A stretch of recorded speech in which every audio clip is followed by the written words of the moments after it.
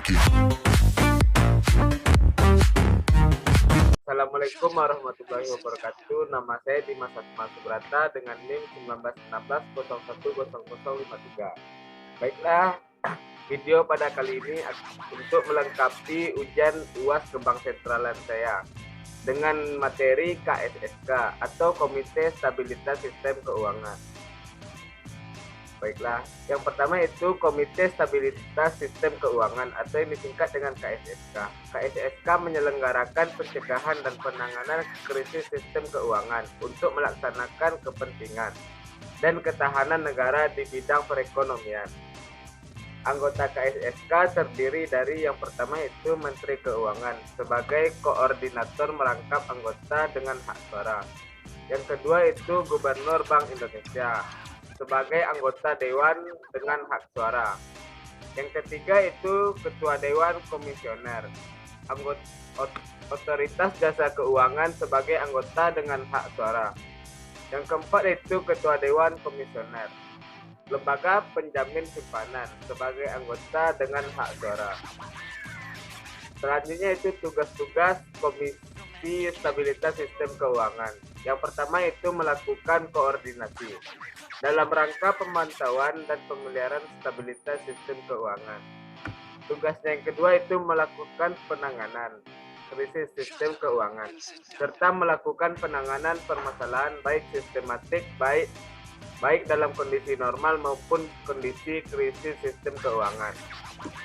Tugas yang ketiga yaitu dalam pelaksanaannya KSSK menetapkan kriteria dan indikator penilaian kondisi SSK, menetapkan langkah koordinasi mencegah krisis serta merekomendasikan perubahan status SSK dan langkah penanganan krisis kepada Presiden. Selanjutnya itu wewenang KSSK. Wewenang yang pertama itu menetapkan keputusan mengenai tata kelola Komite Stabilitas Sistem Keuangan dan Sekretariat Komite Stabilitas Sistem Keuangan. Yang kedua itu membentuk gugus tugas atau kelompok kerja untuk membantu pelaksanaan tugas Komite Stabilitas Sistem Keuangan.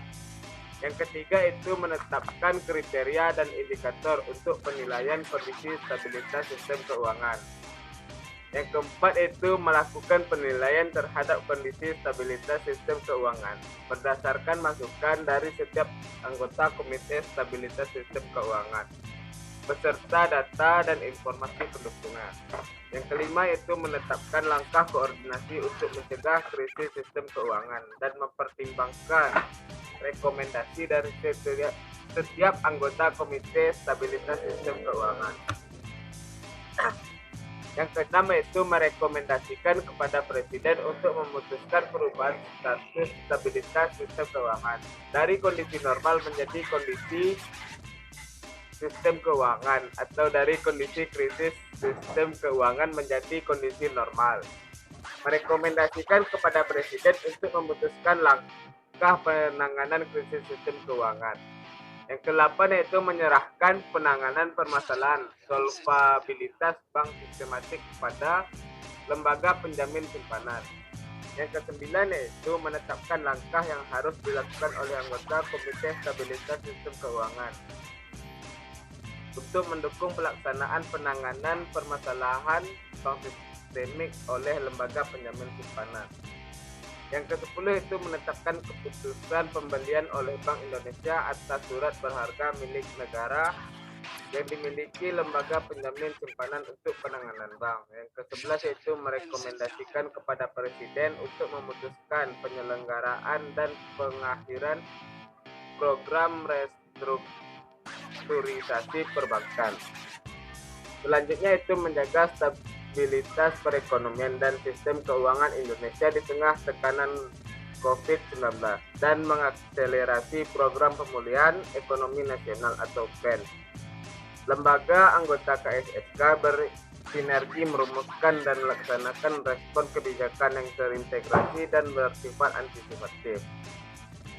Sinergi kebijakan ini ditetapkan sebagai paket kebijakan terpadu untuk peningkatan pembiayaan dunia usaha dalam rangka percepatan pemulihan ekonomi. ditujukan untuk membantu dunia usaha agar tetap bertahan dan menopang pemulihan ekonomi.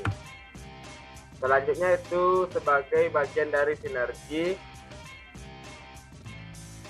Bank Indonesia menempuh bauran kebijakan moneter makroprudensial sistem pembayaran yang akomodatif untuk mendorong akselerasi pemulihan ekonomi yang tetap menjaga stabilitas sistem keuangan.